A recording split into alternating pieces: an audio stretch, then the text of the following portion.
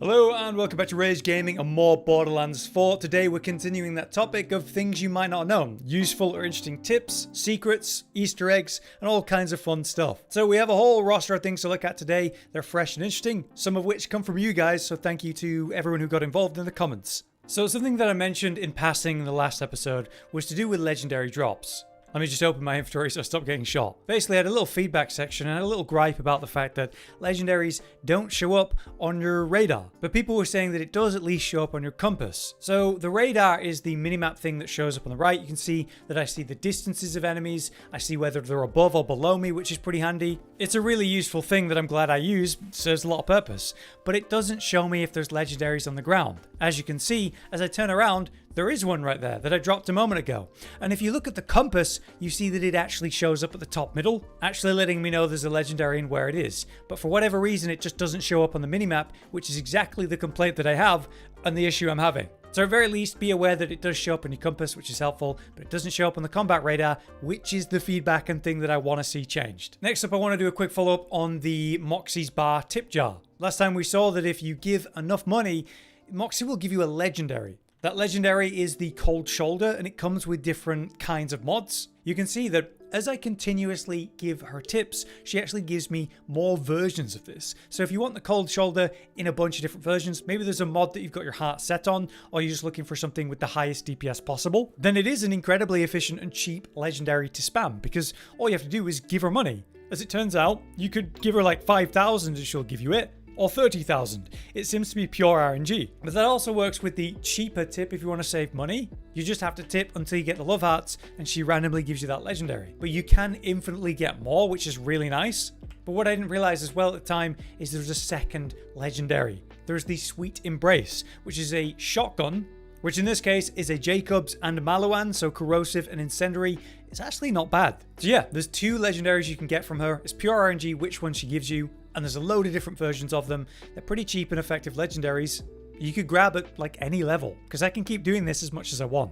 Right, let's now talk about the lost loot system, which is very questionable at the best of times. Take this Reddit clip, which is kind of nightmarish, and the purpose of the lost loot machine basically shown. They're killing a boss, it's over a hole in the floor, and unbelievably, the ultra rare phosphine or phosphorus weapon goes straight into the hole, it's gone. Even though they desperately tried to catch it. So, now the lost loot system should be your saving grace, right? Well, it doesn't work how we want it to, and I think we all know that at this point. There's quite a few popular Reddit posts complaining about the lost loot concept, but there was a comment by Gumptionless in our comments talking about how if you go to the machine and have a look but don't interact with it, you can see what's currently been pulled from the lost loot. If there's anything there that you care about, well then great, you can take it.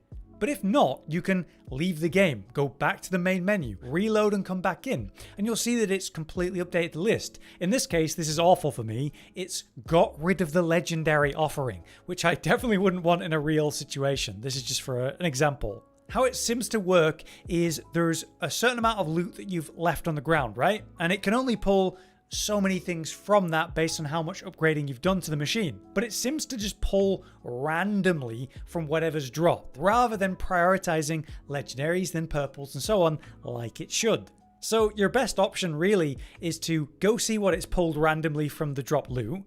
If there's something there, then take it, great if you're happy. Or you go back to the main menu, refresh, and then look at the next roster and see if what you care about's there. That's about the best workaround we have right now, so thank you Gumptionless for that tip. But for the moment, they are aware of these issues. There was a post a day ago as I make this video complaining about the lost loot machine and how it doesn't always prioritize the better loot and its weird nature.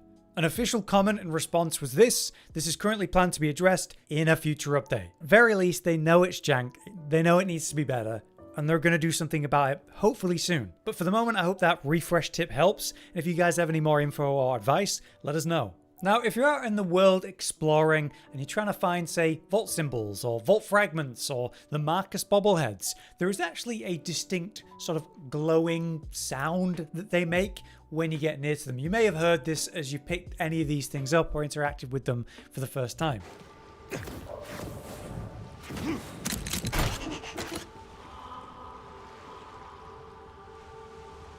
The tip here is to make use of this sound.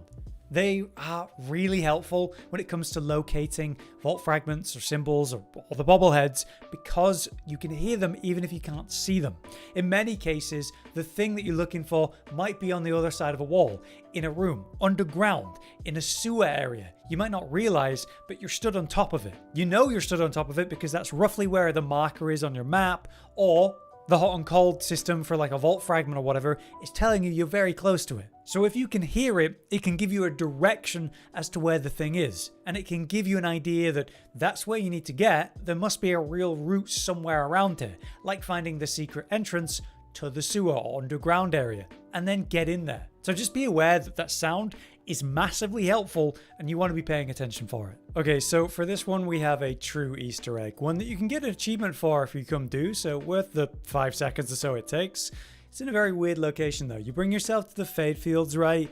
And the nearest waypoint is probably the abandoned post, the first safe house you get.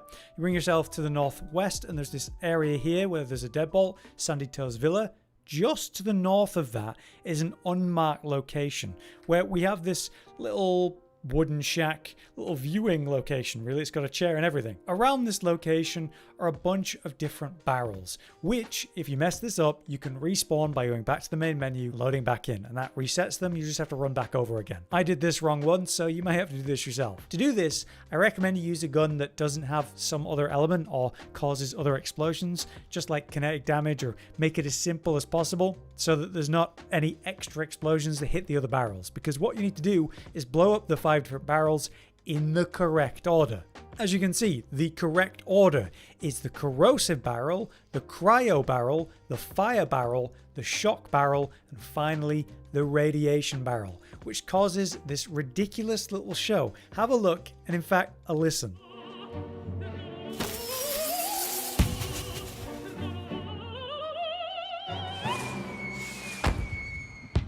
Yes, whatever the hell this is, there's fireworks at the end. There's a guy that's defeated at the end by a lady riding on a fish. According to Steam, less than 1% people have found this. It's the cutout of Dr. Patricia Tannis. And apparently this is a Easter egg that's returning from the previous games. I've never seen it before. So if you want to come get that achievement or experience this, you can. Right, it's fair to say that out of all of the contract types, there's one that I absolutely despise, which is the retrieve or acquire item one. You go get a book or some other item and have to transport it to the nearest safe house. Sometimes that safe house is very vertical, sometimes the distance is a bit much, you know, the platforming or areas you have to go across, and you can't actually hold the thing while you're on your mount. So, as you can see, they're very simple. The best solution that I have is to literally throw the thing, and then while it's flying through the air, mount up. Boost forward at max speed, let yourself fly off the mount, turn, grab the item from the air or wherever it's landed, and then repeat throwing it over and over. This can also be done to throw it in a vertical way onto higher up platforms or locations so that you can then use a mount to get around or glide around a lot quicker. But yeah, I dislike this contract so much, it sucks every time. But this is the only way I know to make it at least more stomachable. If you guys have any bonus tips for this, let me know. Alright, here's just a quick fun one. As you are working your way through the game, maybe you start to put a build together, you start to really do some damage, you might see that boss health bars have funny lines that occur instead of damage numbers. It shows just like, oof, or painful, or that's a lot of damage, or that's gotta hurt. Those quick little lines disappear in half a second, but they're actually quite satisfying. The moment you see anything like that white text appear on the target's health, you know you just absolutely crunch them. Though in many cases you deal such burst damage, such fast damage, that nothing displays even in the scenario when it really should. I think it only seems to display for an individual big burst of damage. If you're doing many ticks of small, I don't think it works the same. Or at least it's so fast you can't see it. But it is a nice little change, a little fun thing about enemy health bars if you do enough damage in one go. One thing that I find myself doing all the time is pressing the echo button to show me the route that I need to go for my objective. It's obviously really helpful. But it also, when I'm transferring through areas, progressing an area, I press it and it reveals things I can grab onto, you know, like green highlighted climbable wall or something I could grapple to and pull myself up. I really appreciate that, but the cooldown on Echo sometimes feels quite long. Like I'm pressing the button and he's just not available yet, and I need a refresh in the area that I've progressed to. But it turns out you can actually mess with the mechanics of this. If you come to gameplay, under basic general here, we have echolocation path visible duration. What you can do is make that long so that it shows the paths way longer, which is obviously a helpful concept and feels kind of obvious, something you wish you'd done sooner, right? But even better for people who are a little impatient like me or trying to spam refresh. If you want to be able to refresh Echo more often, you actually want to put it on short. You want to put it on minimal. So the moment that he despawns, I've already able to refresh it again, bring him back. By having it on short, I'm able to press the button all the time and keep refreshing green locations or anything that I'm missing just more often, which is, to be honest, for whatever reason, what I want. So being able to make that little choice is something I didn't know, and hopefully you benefit from too. Right, lastly for this video, something I asked about last time is if there was any feedback you might want to give, and there was one that I definitely feel that I completely missed. And that's the way you get stuck in the familiar, repeating dialogue in any wildcard mission, which, you know, if they're expecting us to do wildcard missions every week, we're going to be hearing that same dialogue many times as we run it, trying to get the legendary drop of the week, whatever mission it is. Some of them are okay, I guess, like half a minute of time wasted, which, by the way, is completely pointless and way too much every single time anyway. But some of them, God, the dialogue goes on forever, especially when I think of the few that it has you do for the Ultimate Vault Hunter challenge, the progression of that. Some of them are unbelievably long. So it's absolutely crazy that there isn't a skip this part of the mission feature, or not just completely remove them from repeat wildcard missions in general. That's got to be one of the most irritating aspects of the game that could easily be resolved, and hopefully we give them enough feedback for them to actually do that. But for the moment, I don't think there's any way around it. But yeah, there you have it. That's my next episode of Things You Might Not Have Known. Hopefully a few things there that were useful to you or just fun and unexpected. Once again, if you have any advice or tips, something that could be great in a video like this, or maybe just add on to the topics we talked about today, let us know in the comments. But for now, I've been Hollow, you've been you. Thanks for watching. Josh, Cotton, and Hollow with the videos, dropping the humor like a hammer on your tippy toes, bringing entertainment on a daily arrangement to take our insanity and turn it into entertainment. Yes, I said entertainment twice, to reiterate that it is nice to look into your faces on a mostly daily basis when you let us in your homes to make the whole world a stage. Goodbye.